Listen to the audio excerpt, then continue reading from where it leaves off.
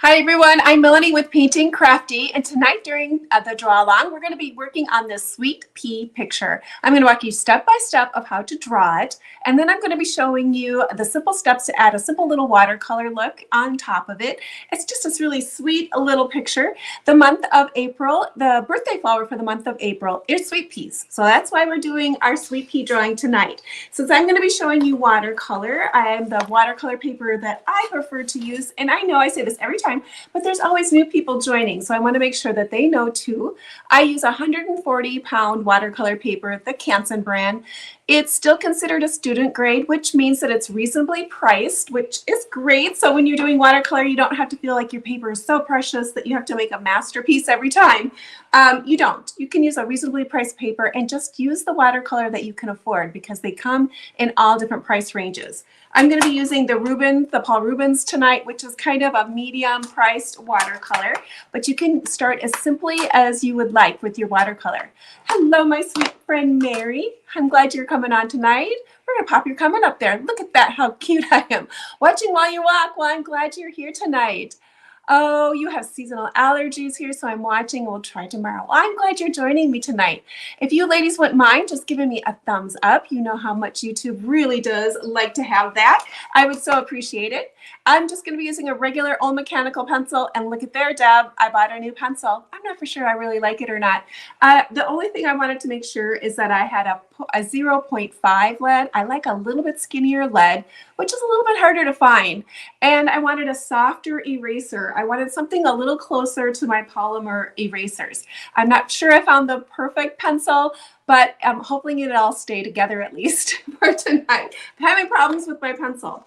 Tonight I'm also going to be using a little bit of washi tape because I'm going to be creating this little area here where I want to keep it white, but I want to be able to bring my color up really close to it. So washi tape works really well for blocking off color because it's not so sticky. Now you can use other tape. If you use something a little bit stronger, just put it up against your clothes, do that buzzing with it first before you put it on your paper. And then when you're peeling it off, peel it at an angle so it doesn't rip your paper. A less chance of doing that. Hello, Judy. Thanks for coming on tonight all the way from Alabama. I always like it when you put that from Alabama, then I know which Judy it is. Thanks for coming on. Hope the eraser works well. Same here. I'm hoping the eraser works well too. I'm super hoping that it works well.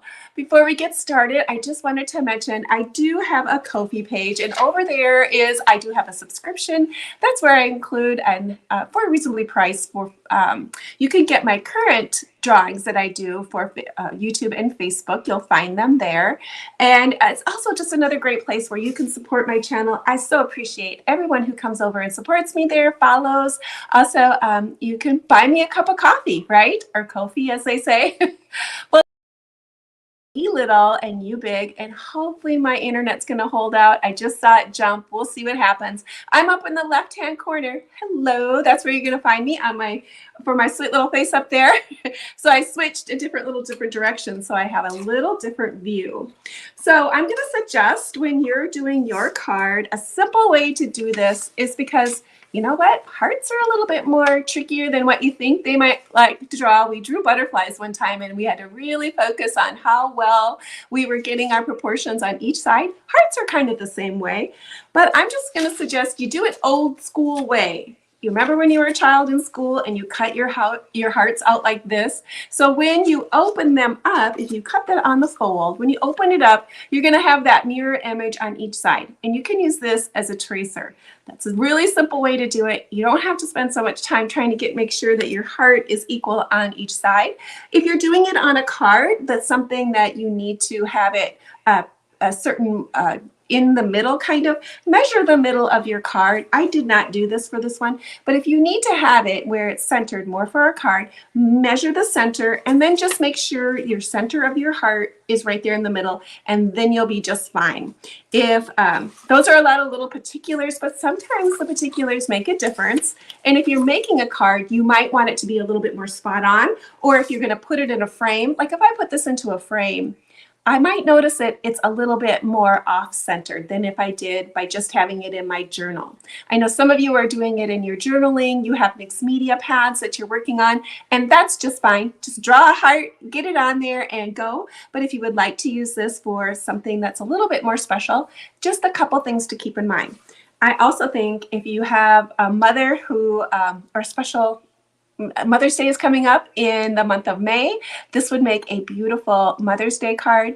This would make a beautiful friends card. And if you do have a birthday in April, this is very special, sweet little card. So I have my tape down. So now I'm going to start laying in my sweet peas. Sweet peas are just kind of a fun little flower. I refer to the petals as being kind of like butterfly wings. There's not a lot of structure to them. They're going to just have a round bottom and then just a little bit of a ruffle.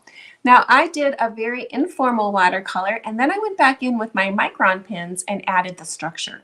So what I'm basically going to start out with first is kind of laying in some areas of where I think I want to put my flowers. So with this heart, I did 2 up here of my sweet peas. I layered in about 3. This was just kind of a suggestion of one. And then I rolled in a bud. You could put a few more buds in there depending on how big of a paper that you're working on. So look at your paper, however it might work. And then down here, I just put some flowers down at the bottom that were facing up like the shape of the heart. And then I have one off this direction and one off that way. There are a couple little buds in there too. So think about how big of a heart you're doing, how much room. And I didn't pay much attention to if it was even or odd numbers. I just kind of had them in there laying so that I wanted to still keep that heart idea. Normally I say, make sure you're having flowers going a whole bunch of different directions to make it look right. But in order to keep that heart feeling, I did leave my bigger flowers going this direction. Then I did lay in a few of my buds going down, or you could put one even coming into the center. And again, that's the reason why I chose this direction of laying my flowers or drawing my flowers, to try to keep a little bit more of that heart feeling, because we're not really going to have a lot of it drawn in there. We're just going to have a little bit of color that butts up to the edge of that area. So therefore, I kept my flowers going kind of the direction of what the heart is. Does that make sense? Hopefully that makes sense of what we got going on. Let's pop up my comments again because I forgot to put them on there. All right, so let's go ahead and start. I'm just going to do some loose flowers. I'm going to make sure I have some over the edge past my heart. So I'm just going to come in here. I'm going to make kind of a U shape like this. Then I'm going to make this little ruffly bit. I'm going to go really light with my pencil because I'm going to be using my kneaded eraser to go over the lines, and I'm just going to be doing a very loose watercolor look for it. So now this one is my center. I'm going to just put a partial one here because I want to make it look like it's going behind, so I'm going to draw that partially, and then I'm going to come up here. Now I may not even end up actually following it completely when I do my watercolor, because as I put my washes in, it's going to get a little bit more loose. So unless you're going to do exact painting and follow the exact lines, don't necessarily worry too much about your flowers. Now I'm going to be putting in a little bit of a green at the bottom to be able to create like an anchor for my flower. And those are just going to be little things that come down, loop down. And you can put a stem in if you would like to have a stem. There's my one. I'm going to pop over here. Now this one I kind of did a little different view. I had my ruffly bits coming this way, ruffly in like that. Then this one came up, ruffly in bits like that. And then this one was kind of facing down a little bit into my flower. So I'm going to come down, ruffly bits, and then in. And that's all there is to that one, ruffly. Now I'm going to put in some leaf work here and things like that. So I'm going to leave some room to be able to put some leaves. So I'm not putting all the way in, all with my flowers. Now let's do a bud. We're just going to do a simple little bud. We're going to do a U shape like this, a little ruffly bits. I'm going to come in a little ways, double back, and a little ruffly. So it's got a little bit of a 2-petal look to it. And then this is going to have a little bit of that green bottom because we're going to see it because it's tipped down into my heart. And then this is going to have some sort of anchor that's going to come back. Now let's go ahead and draw these other flowers over here. So now this one, I'm going to be setting it up on this side where I'm going to come just slightly lower here. And I'm going to start with my, so it's not exactly even. And I'm going to come down roughly. Okay. And then another little ruffle. But if I hit my tape, that's okay. It just means that it's going to have just a nice straight edge there, and that's fine. We're going to come up and do another little ruffly. So I'm only going to see part of that flower. Now let's come up here. We're going to do a slight different look. Again, this is going to be more straight on. So we're going to come up roughly off to the side. So we're going to come this direction here. Roughly going over my heart, coming down. I can create my ruffles off of this way too. And then off our, you can see how this is just a really loose, kind of a fun flower. And all of those center lines are going to be erased. Anything that's inside of your petals, go ahead and erase those. So they're not in there and they're not a part of your flower. So anything that's inside from the heart, go ahead and erase it so you just have your flower.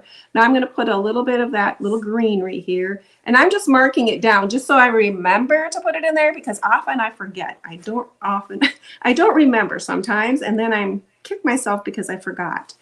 Now you can put in some of these sweet pea vines. Sweet pea vines have got these little tendrils that come up and they twist, and they've got a nice little curve into them. Sometimes they go all the way around and do a little bit of a curl bit, like over here. There's some of these little tendrils that curl all the way around. They have these little vines that kind of come up, go around. They might even have a little green spike that comes off the edge. So you can fill some of those in. You can also draw some leaves if you would like. I'm going to just pop in a few, just so I remember, kind of get an idea of where I want them. And I'm going to put one here and maybe one here. And then I'm going to add some of those little curly curls. So I'm going to come up, curl it around, add it in. They've got that little sweet pea curl to it. And let's see, maybe I want to do a leaf here this time. And let's add a few more curls in this, in the middle, because this is where my words are going to be, is right in here. So I'm not going to have really too much there. Let's add another leaf here. And if I touch my tape, that's fine. I'm just going to have kind of a straight edge there when I finish my painting, and that's going to look great. I'm going to do a smaller one off to the side. And then let's run a few more in here. Now you don't have to do all of this in pencil. You can put it in with your paint. If that makes more sense for you to wait and then add it as you go. You don't have to feel like you have to build it completely, because this is pretty washy and loose. You'll have a lot of flexibility. So let's pop down here. Let's do my first little flower up. So I'm going to come here, up. We're going to have that same shape here. Got little butterfly wing shape up. And you can just tell that these are just loose, fun flowers, fun to draw. I'm going to make that a little bit of a stem that comes down. Then I'm going to draw another one here. I'm going to make it kind of go the same direction. So I'm going to just have it up. Wiggly bits, wiggly bits, wiggly bits. They're just a fun flower to draw because they have so much of that looseness to them. It does really lend itself well to it. And you don't have to have a lot of structure for it to say, oh, it's a pretty little flower. Purple, there we go. And this one's going to come here. And also to the color of it, I was doing a little reading about sweet peas, and I guess sweet peas come in every color but yellow. They don't come in yellow. They haven't been able to breed. Yellow must be a very hard color to get flowers to be in. So they don't have yellow, but every other color I guess they do have. Let's see, we're going to put in another one maybe up here. So let's come up this direction, fill in that space a little bit. Okay, that coming down. Then we're going to do a few leaves. We're just going to roll with that. Now I do want to put in a few buds. So these ones I had hanging down this time. So maybe there'll be one here and we'll have a little green cap on it. And again, this can be very loose. So I don't have to draw it exact.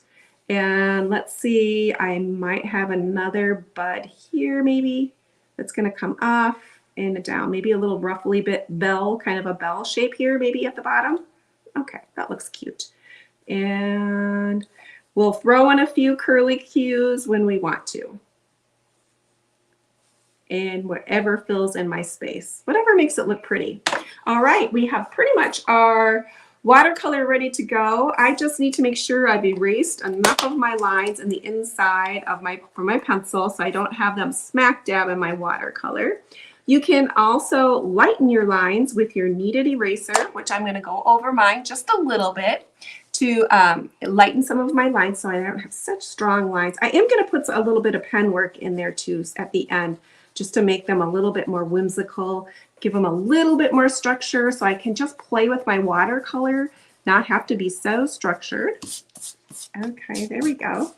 Deb is watching and she was saying she's taking all the watercolor drawings of the flowers and she had made an accordion folded, is it called a, what's that called? A Constantina? Is that what I want to say?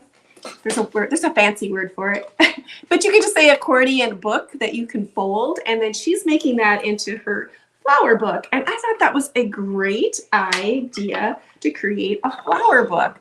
Now I'm going to be, slide this off to the side here. Now if you're new to watercolor, you definitely want to do a color chart for whatever colors you might be using, because watercolor looks so different on paper than it does in your box. Because in your box, they're always going to be dark.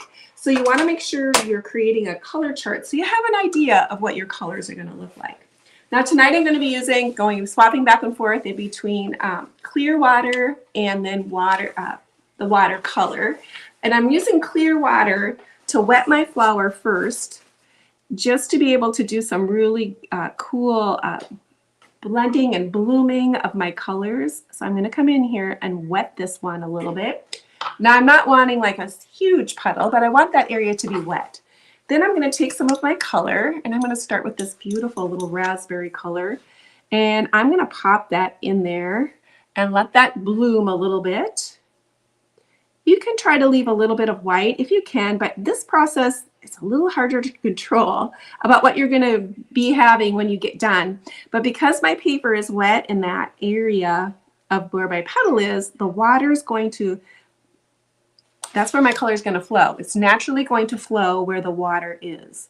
So I'm just going to tap that in there, let that dry. Watercolor is going to dry slightly lighter than it is when it's like the opposite of acrylic painting. So I'm going to come up here and I'm going to take a little bit of the purple. And I can talk a little bit about how my color choices. I did do purple in that raspberry color, so I did a purple, raspberry, kind of did a slight pattern, a little bit, but I didn't do it exact over there. So, and then I added the purple there with the buds and made those ones red. But you can kind of go by that, or you can make it up however you want to go. Like I said, pansies come in sweet peas come in a lot of colors. So you might even want to take a look at a visual, like a picture of sweet peas. Now, okay, this is clear water, so I'm going to come in here, add a little bit of clear water, but I'm not flooding it completely, but I can tell my paper is wet there. And then I'm going to take that little bit of that purple, tap it in there, right with the point of my brush, let that color kind of bloom, and it's like that wet on wet look, and it's going to keep that ruffly bit look too at the top of my flower. Okay, pretty. Okay, let's come over and do my next one. So I'm going to clean water, and I'm going to come over here, and let's see, maybe I'll do it in purple this time. And I'm going to get this wet. This picture comes together fairly fast, this little watercolor does. And I love that it's got that little loose quality of just adding the colors in and letting the color work, the watercolor do its little magic on its own. And you don't have to work it so hard. Okay, so there's that purple. Let's do a little bit more water. So you're going to continue that process all the way around on these little sweet peas. Let's see, I'll pick up a little bit more color here. And depending on the pigment of that watercolor, that determines how much of that blooming, or like you've probably seen videos where the color just kind of explodes on the paper. And some of that happens to do with how much pigment is inside of that color. And they all work slightly different. So this is a fun playtime too, to see how your watercolors work with water and how they work with your paper that you're using, because every paper is going to work slightly different as well too. Okay, I didn't get quite my brush washed out quite as well as I should have that time, but I'm going to roll with it. That helps you kind of see where I put my water too, I guess. By having it tinted slightly, you can see a little bit of a look of how much water that I'm really putting on each flower. Now, if you lay your colors down and they're like too heavy, you can pick them up. Just rinse your brush out, give it a squeeze with your paper towel, touch your area, and you can lift up some of the colors. So you don't have to worry. Worry if you can't make changes. So I know watercolor can be different for people who are used to working with acrylic, and with acrylic paint, often if you lay something down, you can always change it by adding another layer. Watercolor, you kind of see all your layers and they're going to be there, but that's also the beauty of watercolor, is those translucent qualities, and you're going to have that, which you're not going to get with acrylics as easily. You can water down acrylics. I used to use acrylic sometimes as a watercolor type of pigment, but a lot of times you would need to add something in it, like a glaze works really well to make your acrylic paints a little bit more translucent. Okay, that looks good. All right, let's come. Well, tonight my husband's home, so he's actually using the internet in the house. So that might be something to do with when we have a little bit of connectivity issues. I don't know. I need to figure out how to connect everything to my router directly with a cable, which means I have to figure out the technology stuff again. Okay, let's put that in there. To get a better quality picture, it all has to be hooked in direct, and I need to figure out all that technology, which is a struggle for me.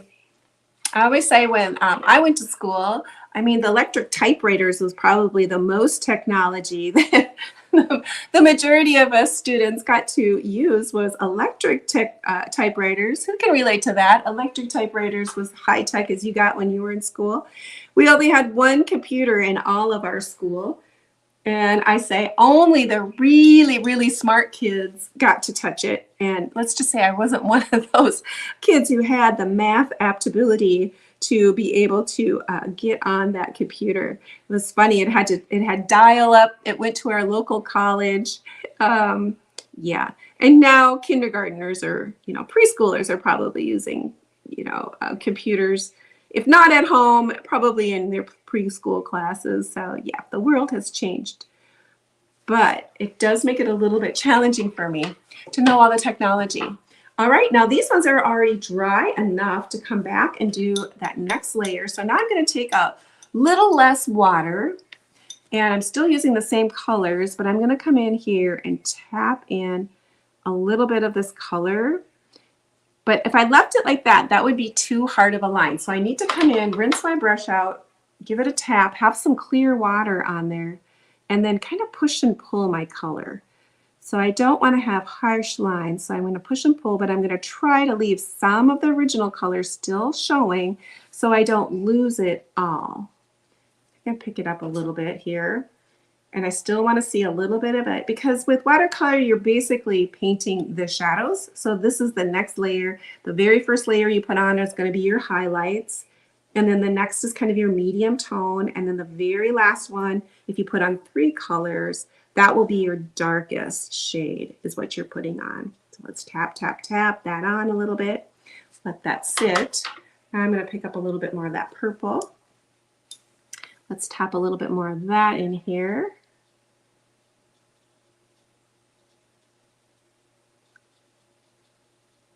I do have another video on my YouTube page with the sweet peas. That's a little mixed media piece. Oh, that's kind of a little round circle. It's a little mixed media piece of using the sweet peas, and that's available. I'll put that link down in the comments here when I finish. So if you'd be interested in watching that video, I do have that one in there as well. Another fun piece by just adding a little mixed media quality to it. It's a little bundle of sweet peas, which is a different look than what this is. Still using the same little whimsical flower. Okay, let's come in here, add a little bit more. Whoa, that got pretty dark pretty quick. See, I might have to add a little bit more water to that and loosen it up a little bit because it's got pretty dark. If it's like that, that's going to be more like acrylic paint. So I'm going to come in and I'm going to add some water so I can soften those lines down, add a little bit more translucency. Now you can see how that made a difference by adding the water. Let's add a little bit more water to this one too. So that just meant I had a little bit too much pigment on my brush and not enough water. So to help blend out those colors, I just need to add a little bit more water to my flower that I put on. Okay, let's add a little bit more here.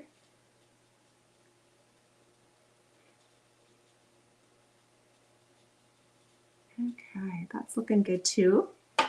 All right, let's choose to do those. And I forgot to do them. I should have been doing them all along. Let's do these little buds here.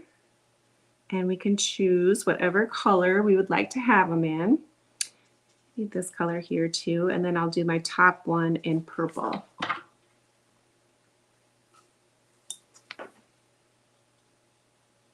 Ooh, that's really dark. For my first layer, I need to lighten that up.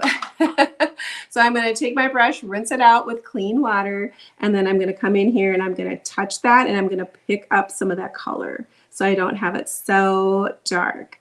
If it gets too dark right away, I'm not going to have any possibility of adding any other little layers inside of there and it becomes too dark. All right, let's go ahead and work a little bit with our green. I'm going to choose well, you know what color I've been liking lately is that hooker green color, which I'm just going to use this spot. It's kind of a darker little color. It's a nice pretty color. I'm mixing to tea consistency, which means that there's more water and less pigment. So I have that in there. Let's go ahead and give that a tap. And then let's pop in these leaves. So I'm just going to do that gentle little color wash, really light, coming in. And do light over here as well. It's okay to leave some of your white paper showing with watercolor. It's a little different. It's one of those unique mediums where, and actually it's preferred if you did leave a little bit of your white paper showing as your brightest whites, because that's where they're going to come from, is from your paper and not from your paint. Once you color in all of your whites, if you get them all, you can't bring them back once you actually paint them all in. They will all be, you will need to add them in some other way. So that could be done through acrylic, just a little tiny bit of acrylic paint. If you have some gouache, you could add it that way. You can also use a pen. The Uniball pen works really well for a nice white ink, is what I found. I even like that better than the Posca whites. I don't really care for the Posca white as well, as it's not as strong. It doesn't seem to stay opaque, where the Uniball pen does seem to stay more opaque. Let's add a little leaf here too. Okay, that looks good. Let's add a little bit of, let's figure out these little twirls. Now I have a 6. I might have a smaller brush. Oops. But as like I did last time, I don't know what I did with it. I need to just set them someplace. And this one's really long. This is actually a script liner. And I'm not so good at my script liner, but I could try. I used to be really good at my script liner when I had to use it a lot. I used to do a lot of painting in homes with mural work and stuff. And I did vine work and freehand vine work for people. And I used to have to do a lot of work with it, and I used to do I was very, very fast at it, and now it's like I pick it up and it seems foreign to me. All right, so let's try, I'm going to go back to my 6, even though this is kind of big. I would suggest something a little smaller if you have it, but that's what I have here. So my lines are going to be a little fat with this one. don't know where my brush box is. I have all these paint brushes, but do you think I can find the one I want? Okay, we'll try this one. See what this one looks like. Pick up one until you can find what you want. First, you don't get the right one. Well, this one works a little better. This is just a little inexpensive Master's Touch brush. Nothing too fancy about this brush. Just going to come in and do this. And then when we fill in that background with the purple washes, that's just going to reinforce that. It's going to reinforce the look of the heart. Okay, so we got some of that. Let's do, oh, I'm thinking that looks pretty good. Maybe I want to do that little cap here for my little flower bud. Pop that right in there. Okay, let's go ahead and do a little purple wash in the background. So I just kind of chose a purplish color, a really light color. So I'm just going to use my colors that I have up here. I'm going to water it down even more than tea consistency. So I really want it pretty washy down. And then I'm just going to lay that color in here. Maybe I'll add a little bit more red to it just to get a slight different look. So it's not exactly the same as my bottom background. Okay, and give that a tap to make sure I don't have too much. And I'm just going to lay some of that color. Now the watercolor is not going to be super dry, so you want to move fast. Don't spend a ton of time rubbing into certain areas because you can reactivate that paint because it's not solid in there. Now at the end, if you need to make your watercolor more permanent, you're going to want to spray it like either with a fixative, or you could do a little bit of polyacrylic varnish you could spray on there as well. Not to rub it on or brush it on that way, but you could use a polyacrylic that you could spray on from a spray can far enough away so it doesn't disturb your color, and you can seal your items to make it a more permanent. You can also wax it. I like using Annie's wax for my watercolors. It's what I have, but they do make actually a one that's particularly made for watercolor. I've never purchased it. I've just used what I've had, and the Annie's wax works really well for that. But they do have waxes that are made specifically for watercolor. Okay, so now let's pull this off. So I'm just going to take my washi tape. So this should work pretty well. And get it off the back here. So when you're pulling your when you're pulling your tape off on watercolor paper specifically, pull it at an angle. So then it's going to not have a tendency to rip your paper. Washi tape should be pretty good though with the paper. Okay, so let's pull this. So we should have a nice clean line where that tape is, which makes for a great look. Okay, so there we have that nice straight line for to put our sentiment in there of whatever we would like to put in there. And I'm going to go ahead and write my words in before I do my pen work. I'm going to give that a little bit of chance to dry. So I know I'm going to have sweet pea, and the sweet pea words, I'm going to look to see where my center is here and then kind of center up my words that way. Okay, this is a new pencil, so I'm not for sure how click the thing instead of doing that. So here's my center right here. I'm just going to make a kind of a tick mark so I have an idea. You can also start backwards. You could do your last letter like that so you know where it's going to go, and then start over here with the P. When you're doing freehand lettering, what I have found that works for me is if I change up the font a little bit and have some uppercase, some lowercase, and then it's just going to look a little bit, you don't have to worry about being so consistent. Okay, let's start over here with my S and make it look exact.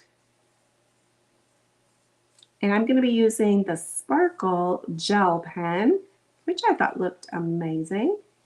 Okay, so I'm thinking that I'm happy with that. So let's start with our little pen work. I'm going to be doing the micron pen to do over my leaves and over my my flowers. You could also take a little bit more time and add a third color in your flowers as well if you want to really take a little bit more time. I'm going to hold my pen a little bit farther back, and I'm going to be doing that continuous line work type of idea.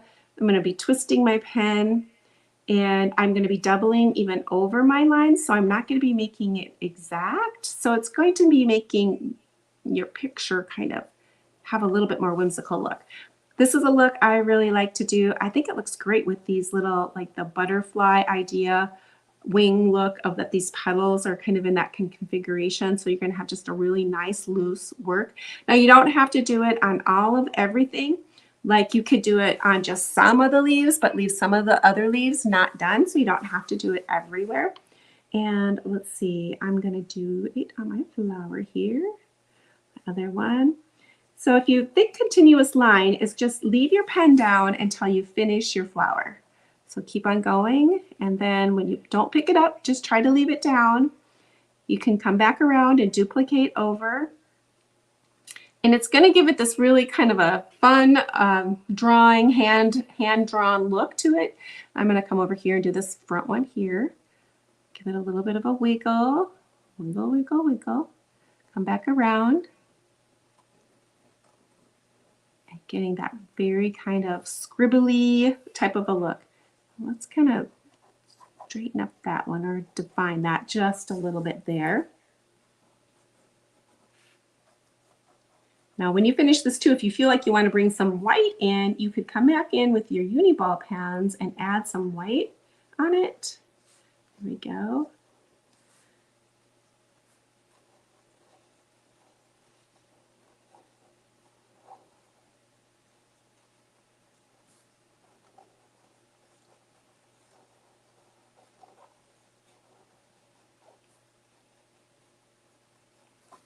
Okay, you can see it's how it's making it bringing more to life by adding more of the detail.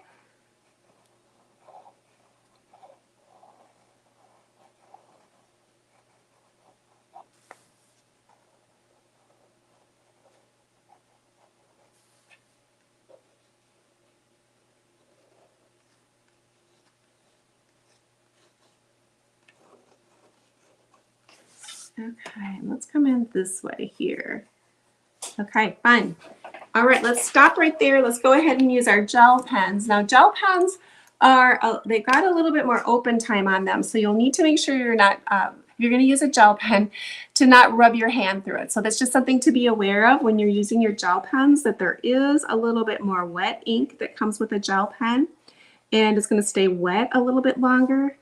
I have accidentally drug my hand through them before.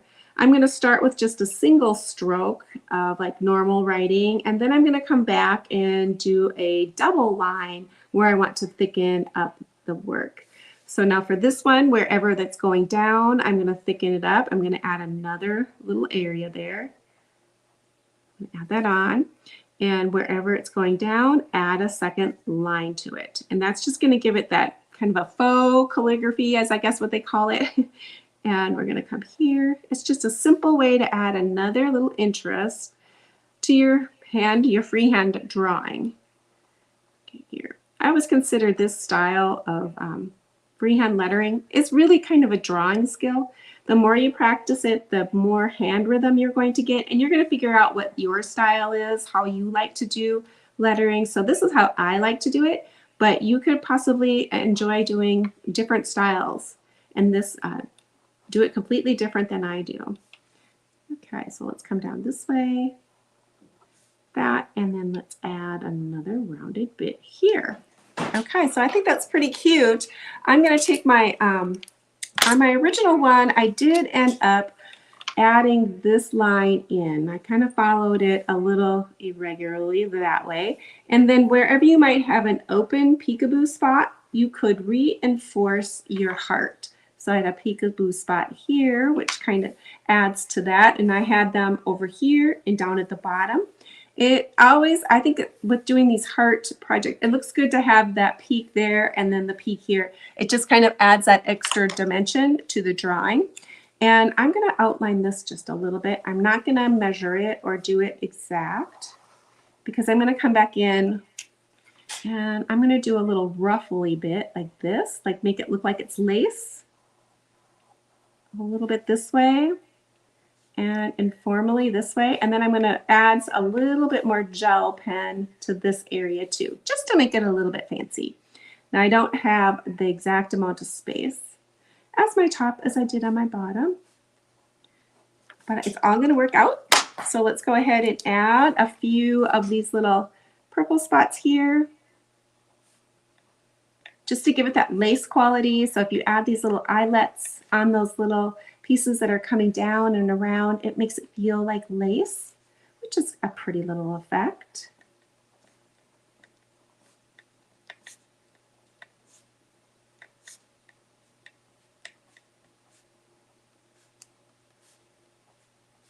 All the little details. I like adding the details though. That's one of my favorite things to do for my drawings and my paintings.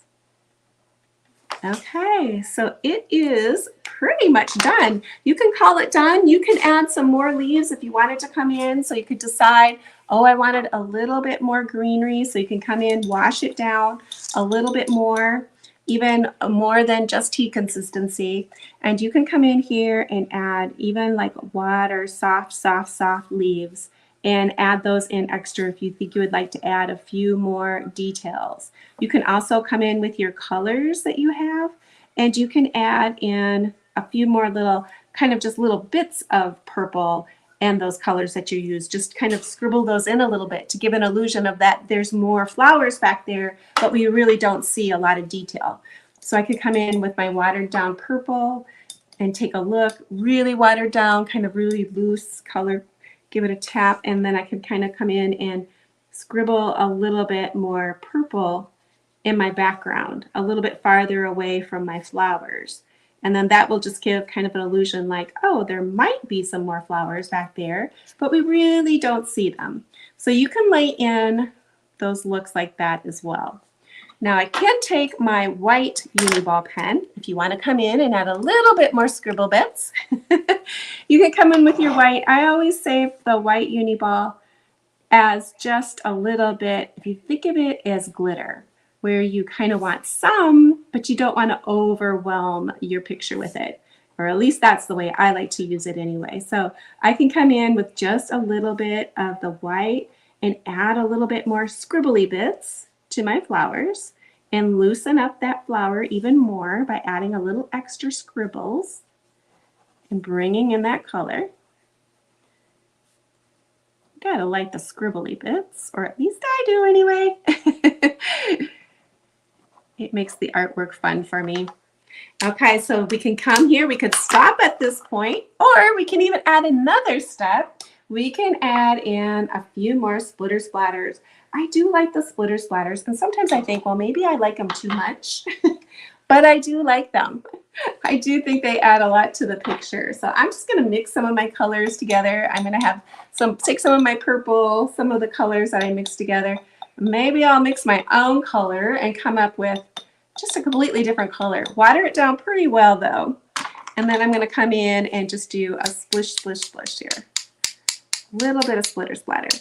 I'm going to try not to get it too much in my white area where I taped off if I can. If you do get a little bit of that in there, you can take your paper towel, dab it, and then if there is a dried spot on there, you could always try getting your pencil, your paper wet, not your paper wet, your brush wet with clean water, and then you can come in and you kind of tickle that area a little bit, I call it, and see if you can't lift it up. You like it, Judy? Oh, I'm glad. So this is the one I just did live, and this is the one I created earlier. So they're slightly different. The colors are slightly different, but you know, I can never do the same thing twice in a row. And you know what? I really don't want to because I can make them slightly different. So you can see this one has the Uniball pens in there, slightly different colors, and then a little bit of splitter splatter. So it makes it completely different. And then this one just has more of just the two colors with a little bit of wash. So they are equally pretty and they're slightly different. So that is it, my lovely friends. Thanks for hanging out with me tonight. I so appreciate those who came in, those who gave me thumbs up. That really does help, and it really does help for the watch hours. It's all kind of one of those things. The more people watch, the more they do spread you out into the world of YouTube. It's a new adventure for me. So I really do appreciate you coming along with the new adventure with me. And thanks for hanging out with me. I will be back live again on Tuesday. I always go live. I'm always going to be going live on Tuesdays and Thursdays inside of YouTube. That's where you're going to find me, is I'm going to be doing it there. If I do lives on Facebook, they're just going to be really teeny tiny short little tidbits and not very long at all. All my draw-alongs are now going to be on YouTube. That's where you're going to find me. So thanks for hanging out with me, ladies. You have a great rest of your evening, and hopefully you'll come back and see me again. Bye now. Oops, I gotta find that end button. It's always